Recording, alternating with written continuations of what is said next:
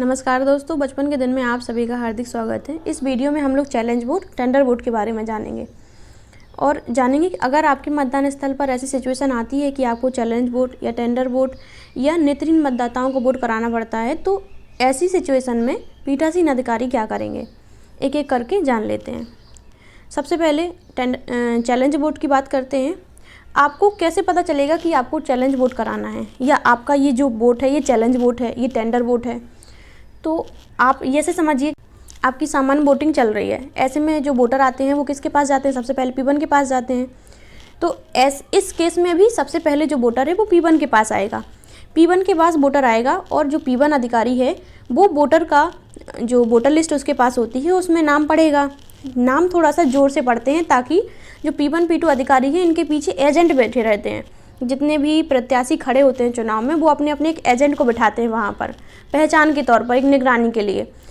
तो जो पीछे एजेंट बैठे रहते हैं तो वो सुन लें, इसलिए वो P1 अधिकारी थोड़ा सा ज़ोर से नाम पढ़ेंगे।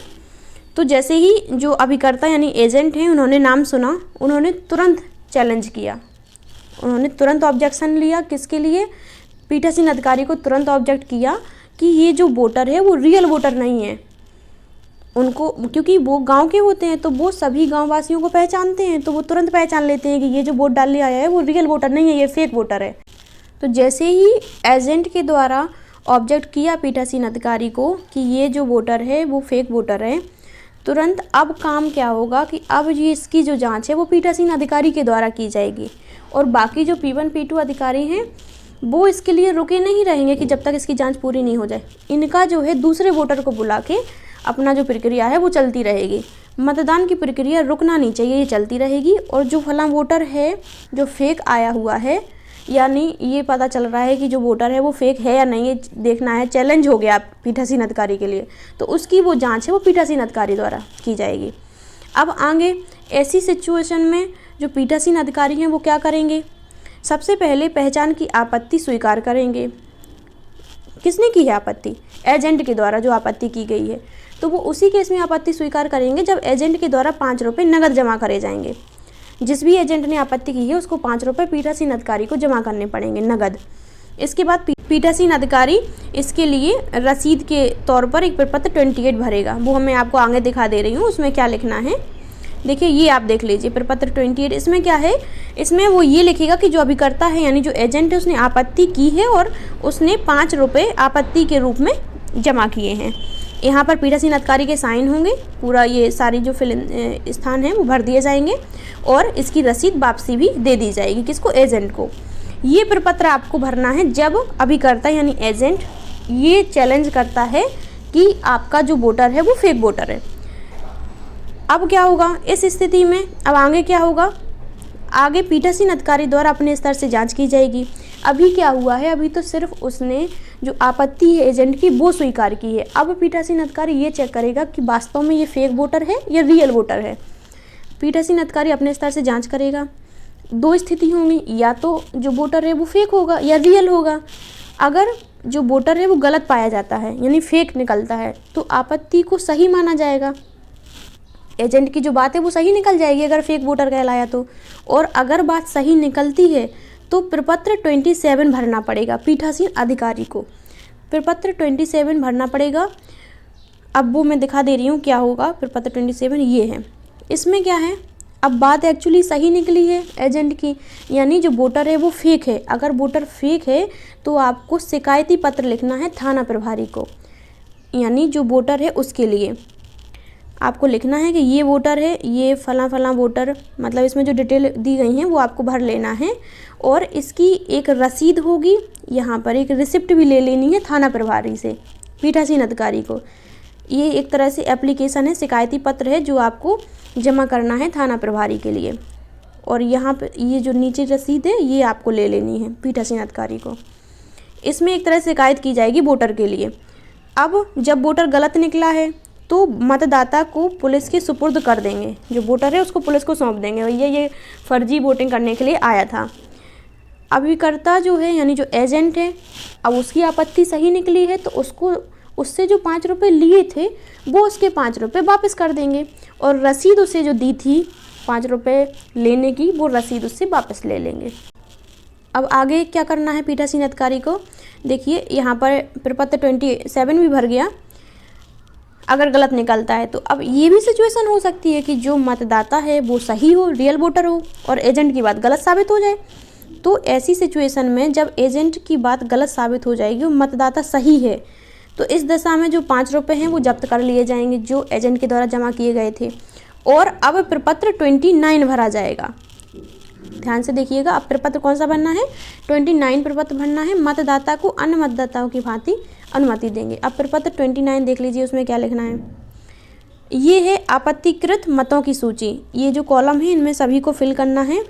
इसमें आपत्तिकर्ता का नाम भी लिखा जाएगा कि इसने आपत्ति की थी, फिर पहचानने में जो रियल वोटर निकला, ये सारी चीज़ें यहाँ पर भरनी पड़ेंगी। अब चूँकि वोटर रियल है तो उसको वोट देने का अधिकार है, तो जो वोटर है उसको सभी मतदाताओं की भांति, जितने भी वोट डल रहे थे उनकी भांति उसको वोट देने की अनुमति दे दी जाएगी। और फिर अपना जो P1 अधिकारी है वो आगे P2 के पास भेज देगा मतदाता को। ये तो हुआ आपका चैलेंज वोट। अब नेक्स्ट बात करते हैं टेंडर वोट की, कि आपको कैसे पता चलेगा कि अब आपको टेंडर वोट कराना है। तो ऐसे समझ लीजिए, जैसे अभी चैलेंज वोट हुआ था तो उसमें एजेंट ने तुरंत पहचान लिया था कि ये, या तुरंत ऑब्जेक्शन किया था आगे बढ़ने से पहले कि ये जो वोट है वो फेक वोट है। उसको तुरंत ऑब्जेक्शन हुआ था, पीठासीन अधिकारी को उसने तुरंत ऑब्जेक्ट किया। लेकिन टेंडर वोट में क्या होगा कि जो फेक वोटर आया है वो वोट करके चला जाता है और वो फेक था, ये क्लियर है, वो फेक था और वो वोटिंग करके चला जाता है और किसी ने उसको पहचान नहीं पाया। अब आता है रियल वोटर। रियल वोटर आया P1 के पास और P1 ने वोटर लिस्ट में उसका नाम चेक किया तो देखते हैं कि यहाँ पर तो टिक लगा हुआ है या रेखांकित है। तो ऐसी सिचुएशन में P1 सोचेगा कि ये तो वोट डल गया। तो अब ऐसी स्थिति में जो पीठासीन अधिकारी हैं अपने स्तर से जांच कर लेंगे और अगर संतुष्ट हो जाएंगे कि वह वास्तव में सही मतदाता है। ऐसी स्थिति बनेगी जब तो P1 अधिकारी तुरंत पीठासीन को बोलेगा, वो पीठासीन अधिकारी चेक कर लेंगे कि ये जो वोटर है वो रियल वोटर है, यानी फेक वोटर वोट करके चला गया। ऐसे व्यक्ति को मतदान करने का पूरा अधिकार है क्योंकि वो रियल है। तो उसका जो मतपत्र है वो लिया तो जाएगा लेकिन पेटी में नहीं डाला जाएगा। तो इसके लिए क्या प्रोसेस होगी, पीठासीन क्या करेंगे, आइए आगे देख लेते हैं। ऐसी मतदाता का विवरण निविदत्त मतों की सूची यानी प्रपत्र 30 को भरें। जब पीठासीन अधिकारी को पता चला कि ये रियल वोटर है और इसके नाम का फेक वोट डल गया है तो वो क्या करेगा, एक टेंडर वोट डलाएगा। उसके लिए प्रपत्र 30 भरना पड़ेगा। प्रपत्र 30 में क्या होगा, यहाँ पे देख लीजिए, मैं दिखा दे रही हूँ। इसमें जब आप डिटेल इसमें देखेंगे तो ग्राम पंचायत, वार्ड संख्या, ये सब तो भरना ही है। यहाँ पर देखेंगे लिखा होगा कि निर्विदित मतपत्र क्रमांक, आप जो मतपत्र उसे दे रहे हैं उसका क्रमांक यहाँ भरना पड़ेगा। और जिस व्यक्ति ने पहले ही मतदान कर दिया है उसको कौन सा मतपत्र दिया गया उसका भी सीरियल नंबर देख के भरना पड़ेगा और यहाँ पर वोटर के साइन ले लिए जाएंगे। तो ये प्रपत्र 30 है जब भरना है, जब आपको टेंडर वोट कराना है। अब टेंडर वोट आपने करा दिया, अब मतपत्र उसको कैसे देना है, जो आया है रियल वोटर उसको मतपत्र कौन सा देना है, क्योंकि उसके नाम का तो दे दिया पुराने वाले को। तो जो मतपत्रों की आपके पास गड्डियाँ रखी होंगी, मान लीजिए आपके पास 800 मतपत्र मिले तो आपको सबसे लास्ट में जो आखिरी जो मतपत्र होगा आपको वो देना है उस वोटर के लिए। वोटर को आपने आखिरी मतपत्र भी दे दिया और उसने वोट कर लिया। वोट करने के बाद मतदाता क्या करेगा, मतदान कक्ष में जाकर मतपत्र पर अपना मत डालकर पीठासीन अधिकारी को देगा, ना कि वह पेटी में डालेगा। क्यों नहीं डालेगा, अब आपके मन में ये भी प्रश्न आ रहा होगा कि सभी मतदाता डाल रहे हैं तो वो क्यों नहीं डाल सकता है, क्योंकि उसकी सीरियल नंबर का वोट डल चुका है। अगर इसने भी पेटी में डाल दिया तो 2 वोट हो जाएंगे, डबल वोटिंग नहीं कर सकते अपन। तो इसलिए जो वोट फेक था वो तो पेटी में डल ही गया है। अब इसका जो वोट है वो अलग से निविदत्त लिफाफा एक होगा, टेंडर लिफाफा, उसमें रखा जाएगा। तो जो वोटर है वो अपने वोट को पीठासीन अधिकारी को देगा और वो मत पेटी में ना डालकर उस अलग लिफाफे में रखेगा। कौन, पीठासीन अधिकारी। इस जो लिफाफे हैं, टेंडर लिफाफा जो है उसको सील बंद कर देंगे और इस तरह से आपका टेंडर वोट डल जाएगा। ये हुआ आपका टेंडर वोट। अब बात करते हैं, कुछ ऐसे वोटर होंगे जो नेत्रहीन होंगे और आपके बूथ पर उनको वोट डलाना है। तो नेत्रहीन मतदाताओं की बात करेंगे या अशक्त मतदाताओं की बात करेंगे तो यदि पीठासीन को लगता है कि कोई मतदाता जो आया हुआ है वो अच्छे से नहीं देख सकता है, अपने जो प्रत्याशी है उनके चुनाव चिन्ह नहीं देख सकता है, उसको नहीं दिखाई दे रहा कि वो किस पे चिन्ह लगाए, अपनी मोहर लगाए, तो ऐसे में वो अपनी इच्छा अनुसार, वोटर अपनी इच्छा अनुसार अपनी सहायता के लिए एक साथी को ला सकता है, ऐसा प्रावधान है। अब ऐसी सिचुएशन में इसकी प्रक्रिया होती है एक कि साथी कौन होना चाहिए। जो साथी है उसकी उम्र 18 से कम नहीं होनी चाहिए। मतदाता अपनी स्वेच्छा से ही साथी को लाएगा। ऐसा नहीं है कि बूथ पर पीठासीन अधिकारी ने कह दिया कि इसको ले जाओ, मतदाता स्वयं लाएगा अपनी स्वेच्छा से। साथी के रूप में एक व्यक्ति एक ही दिन किसी मतदान केंद्र पर साथी बन सकता है, यानी आपके बूथ पे अगर एक से अधिक नेत्रहीन मतदाता आ रहे हैं तो एक ही